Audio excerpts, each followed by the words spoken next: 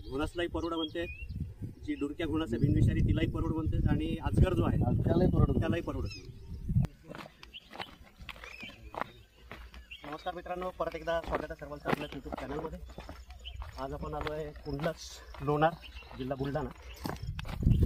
लोणार येथील प्राध्यापक बळीराम मापारी सर त्यांच्या शेतामध्ये, त्या शेतातील शेततळ्यामध्ये साप पडलेला आहे.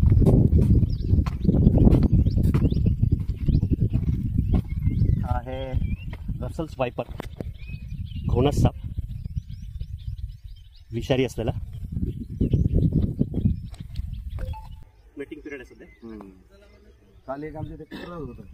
अच्छा, ते कुत्रा टाकलं ते त्या माणसाने त्याला भरलं त्या पोतड्यात. माणसं म्हणते परोड आहे. आता हे स्थानिक भाषेत त्याला आपण परुडच म्हणतो, पण आता ते परुडमध्ये 2-3 प्रकार झाले वेगवेगळे.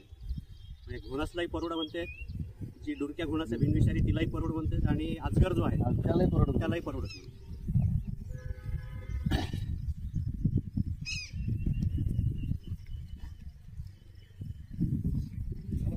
नमस्ते गोपाल, ते दोघं जण वापरून घ्या गांगरीमध्ये. अरे चाल ना.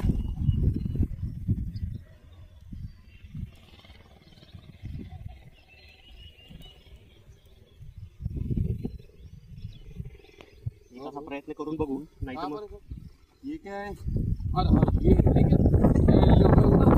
है तो इसको क्या बोलते, परोड़ का सर, इसको परोड़ी बोलते हैं, लेकिन नाम घोणस है. अच्छा घोड़ा या इसने काटा. हाँ मैं करता जाता नहीं यार. जाते त्याच्याकडे भरपूर टाईम होतो. जागाच्या बाबतीत थोडंसं अवघड आहे. ते दावा उचलून ठेवले होते. तो ये आवाज मारता क्या कुकर नहीं है? हाँ फिर बराबर.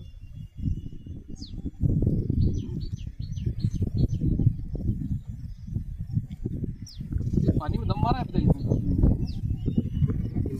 हम दिन तो मेरे को ही हो गए. हाँ ना बोल एक टोक का आवाज नाही. ते आपण फक्त हे ना ते आणलं तिथे बोल बांधून घेऊ. ते जे केली ना मुवमेंट केली ना परत मध्ये गेला तर प्रॉब्लेम आहे. तर प्रयत्न करू इथूनच काढून घ्या.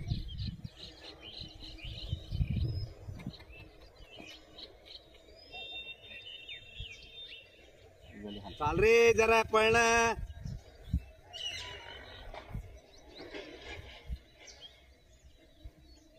ॲक्च्युली मलाही 2 दिवसापूर्वी भाऊंचा फोन आला होता, पण मी पण लोणारमध्ये नसल्यामुळे फक्त लाकूड ठेवून सोडून ठेवायला सांगितलं होतं. आता त्याच्या आधारावर तो बसलेला आहे. दिवस काढून जवळपास 3 दिवस झाले तो पाण्यात पडलेला आहे. शेवाळी रंगाचा आणि अंगावर काळे मोठे धब्बे ह्या सापाची ओळख. हिमोटॉक्सिक प्रकारचं विष असतं याचं.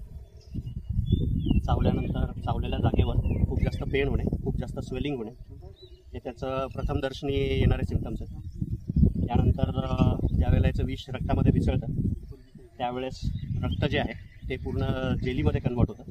गुठळ्या होतात रक्ताच्या. ब्लॉकेजेस व्हायला लागतात.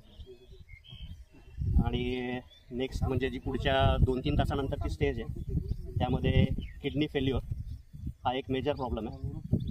किडनी फेल्युअरनंतर मल्टिपल ऑर्गन फेल्युअर आणि त्यानंतर मृत्यू, असे सगळे प्रकार होतात. पण ह्या सगळ्या प्रोसेसमध्ये जवळपास एक 2-1 तासाचा वर वेळ असतो. आपण पहिल्या 1-1.5 तासाच्या दवाखान्यात जर पोहोचलो तर माणसाचा जीव 100% वाचतो. करूयात रेसिपी. गोपाल तुम्ही मागच थांबा दोघं जण.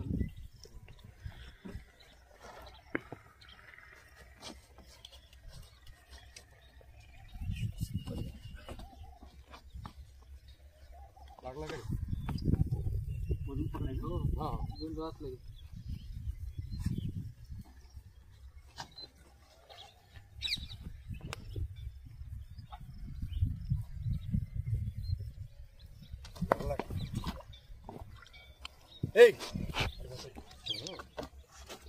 चला बाजूला जरा.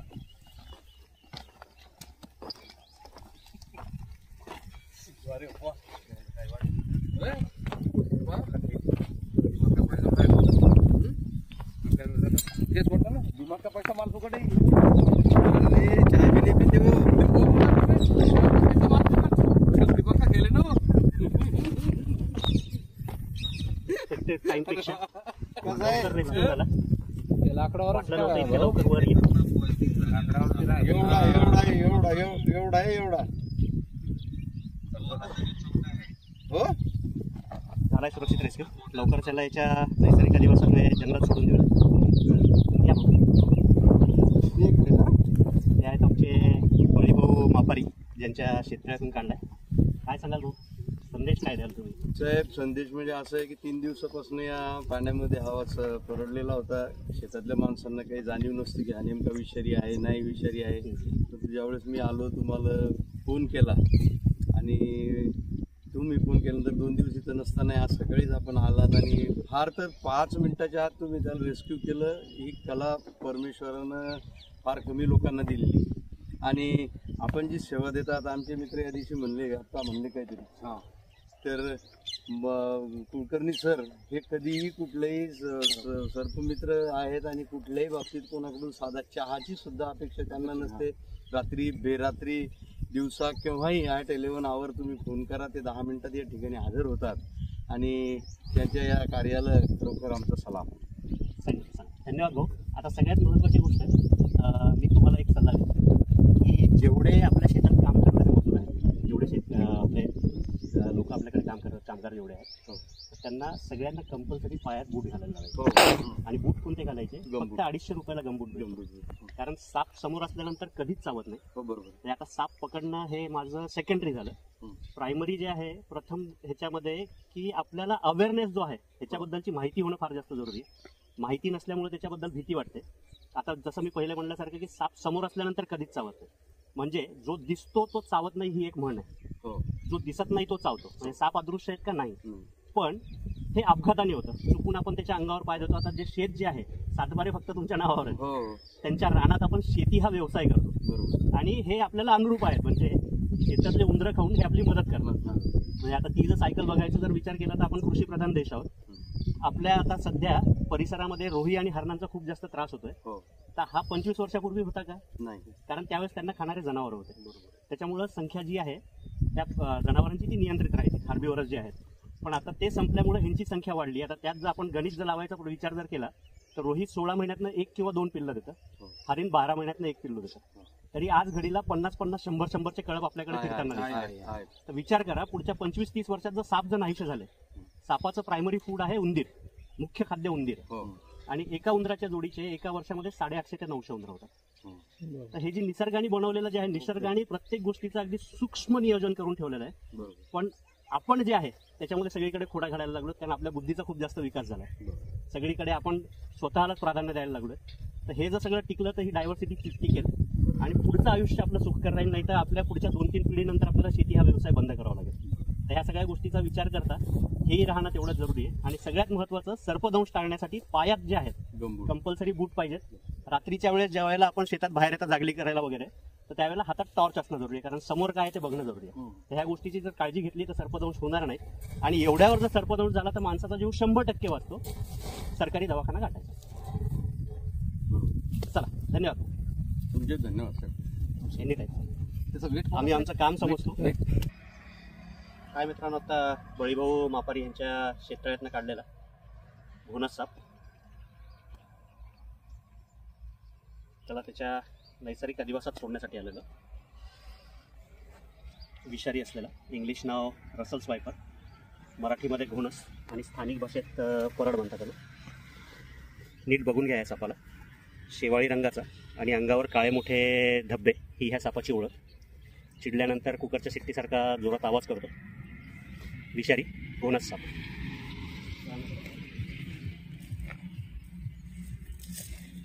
मानवी वस्तीपासून दूर जंगलामध्ये त्याला सोडून देतोय आपण. गेल्या मित्रांनो सोडून या सापाला याच्या नैसर्गिक अधिवासामध्ये. जर व्हिडिओ आवडला, काम जर आवडत असेल तर लाईक करा. चॅनलला अजून सबस्क्राईब केलं नसेल तर सबस्क्राईब करा आणि कमेंट करायला विसरू नका. धन्यवाद.